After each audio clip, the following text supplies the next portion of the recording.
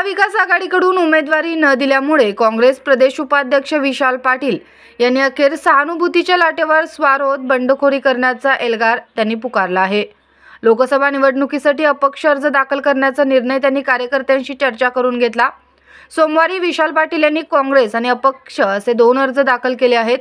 मंगळवारी दिनांक 16 रोजी सांगली येथील गणपती मंदिरपासून पदयात्रेचे आयोजन करण्यात आले आहे।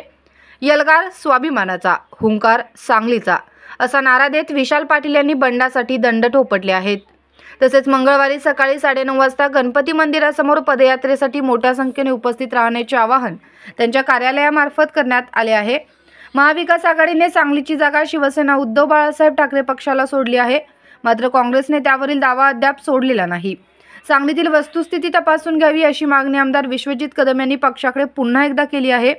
19 एप्रिलला अर्ज भरण्याच्या शेवटच्या क्षणापर्यंत त्यात बदलाची अपेक्षा काँग्रेसला आहे।